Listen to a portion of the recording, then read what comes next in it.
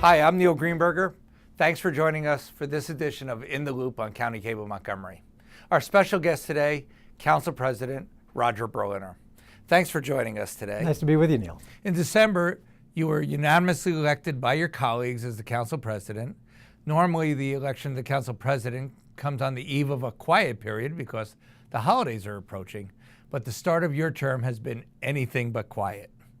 My experience working with council members who've been elected to their first term as council president has shown me that no matter how prepared you are, it is hard to know about the pressure and demands of being council president until you're actually sitting in that chair.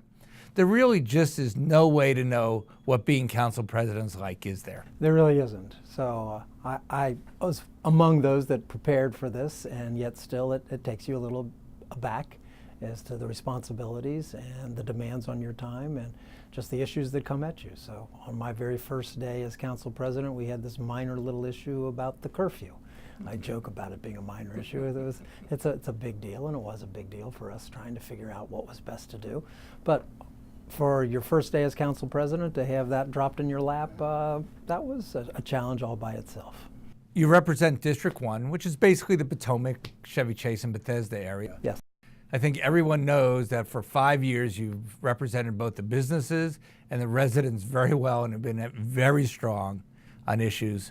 But how's it been since you've been council president? You're now the voice of the entire county council. And whether the issue is something you're involved in directly, whether it's something you support or don't support, everybody wants to know your opinion of everything.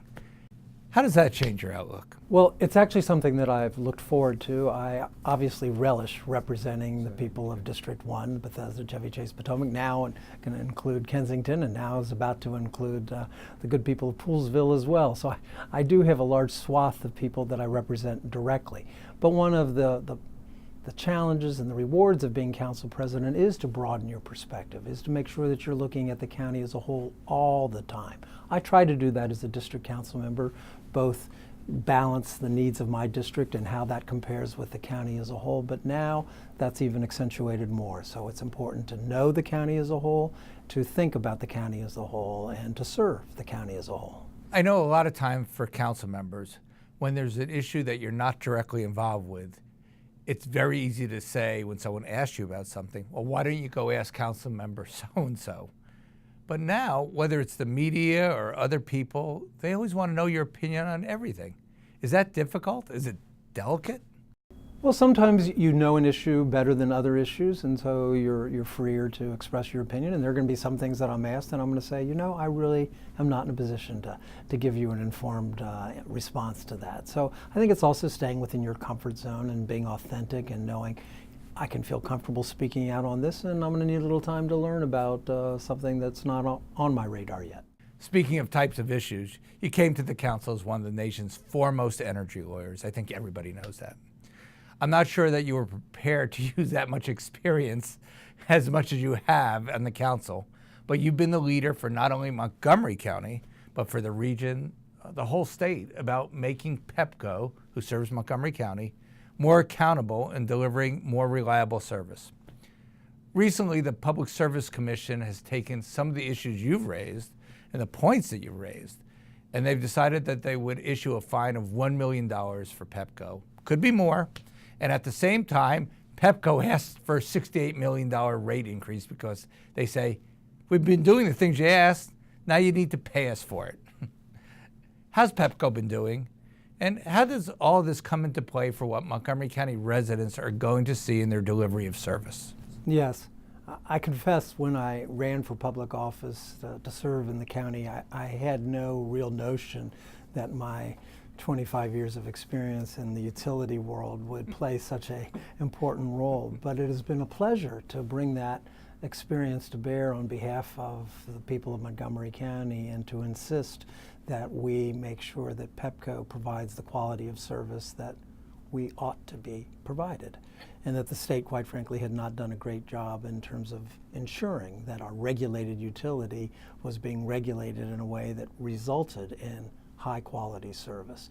So I felt like our colleagues and I have done a real good job as the county executive in making sure that the Maryland Public Service Commission does understand how important this is, that the governor understands, that our state legislature understands, and I think now everybody is on board. I think Pepco actually is getting on board and is improving its service, and I think the Maryland Public Service Commission is making sure that Pepco provides good service or saying the right things. We'll know going forward whether or not they actually hold Pepco accountable in a meaningful way, because the $1 million fine, quite frankly, was a slap on the wrist.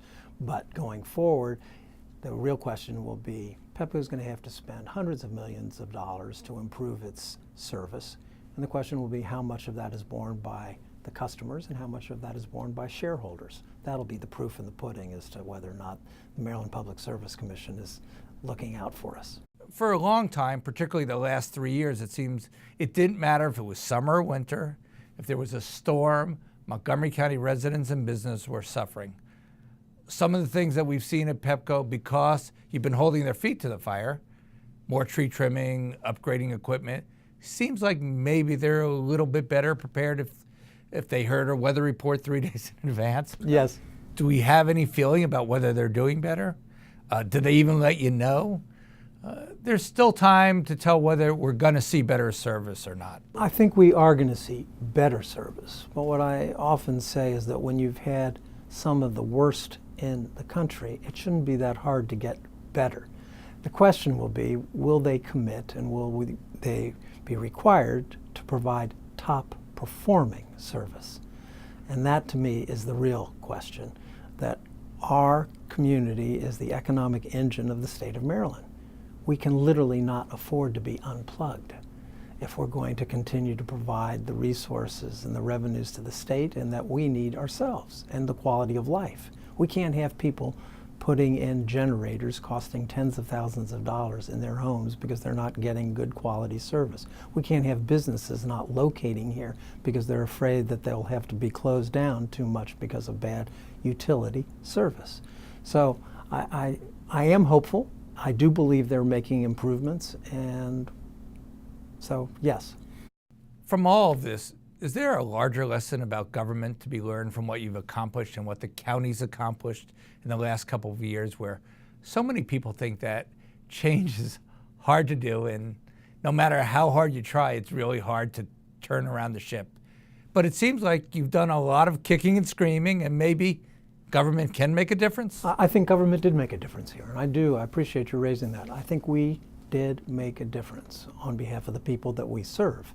So yes, and it does take time. Both are true, but we can make a difference and it takes time. There are some things we want to talk about today other than Pepco. Good. The council president, a lot of people don't realize, has a lot of power and influence in Montgomery County.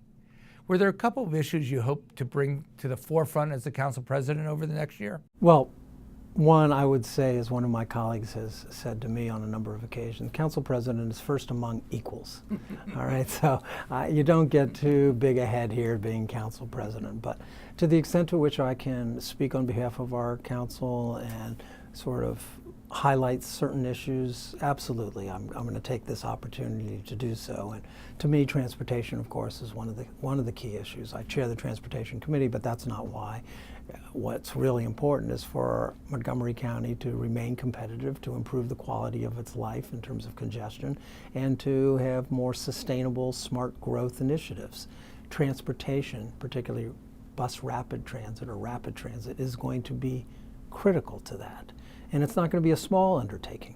And if we want to have a world-class, state-of-the-art transit system, which I hope we will decide to do this year, that's going to be a very big deal. So that's one of my top priorities. One of your priorities as district council member was worrying about traffic and congestion around what was once the Bethesda Naval Hospital. It's been merged with the Walter Reed Army Hospital, part of the BRAC system. You've been very concerned about what was already one of the most congested areas in the state before then. We've had some accomplishments. What do you think the progress has been for the people who commute there every day and take so long getting home and getting to work? I think we're making progress. A lot of people won't see that again for some period of time, but in this way, I think Our county has played a very important role, but actually our congressional delegation did too. Congressman Chris Van Hollen really worked very hard with Senator Cardin, Senator Mikulski to make sure that we got federal dollars to assist us in what I believe is appropriate for the federal government to fund, which is the direct consequence of their own expansion of this remarkable facility. And if you haven't been there, you need to go see it, because it is truly a remarkable medical facility, state of the art.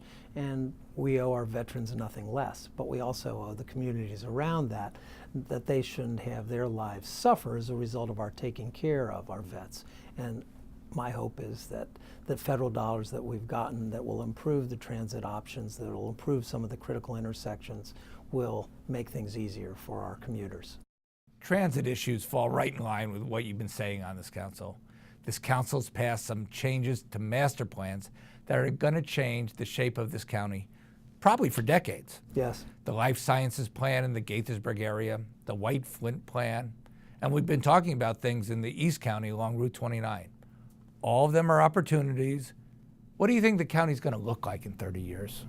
Well, that's a great question. And my hope is that what we're about to do is really seize upon our unique assets as a county, and one of them is our bioscience health industry. We have an extraordinary research triangle right here in Montgomery County. Many years ago, I worked for a North Carolina congressman that talked about the research triangle in North Carolina and the Raleigh-Durham area. And we have our own right here in Montgomery County with FDA in the east, and what we have at Hopkins and our biosciences community in the west on 270, and NIH right there at the heart of Bethesda. And so if we bring those assets together and have vibrant communities around them, we will really have gone a long way to ensuring that the quality of life in our community for years in the future is much better. One of the amazing parts about this is our county is much different than Fairfax. We're often compared to Fairfax, but we've decided to preserve 1/3 to 1/4 of our land as open space. Fairfax didn't do that. Do you think that we can still grow and still have that identity in different parts of the county without feeling pressure that it just can't hold up this way? Yes, because I do think, I often think of Montgomery County as having a soulful quality to it. There's a there when you think of Montgomery County. And my experience, quite frankly, of Fairfax is not the same.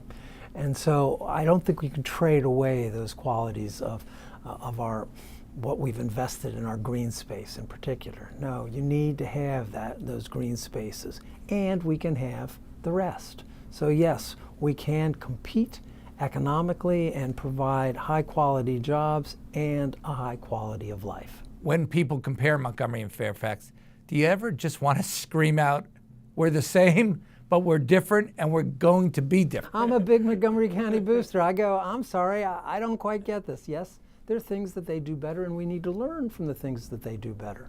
But in terms of the quality of life, in terms of where would I rather live, I'm proud to live in Montgomery County. Well, that's a good way to wrap up this edition of In the Loop. We have many things to talk about, and we need you to come back as a regular guest to update us on your year as president. For right now, I'm Neil Greenberger. You've been watching In the Loop on County Cable Montgomery. I hope that you continue to stay on County Cable Montgomery to focus on all the issues that are important to you in Montgomery County.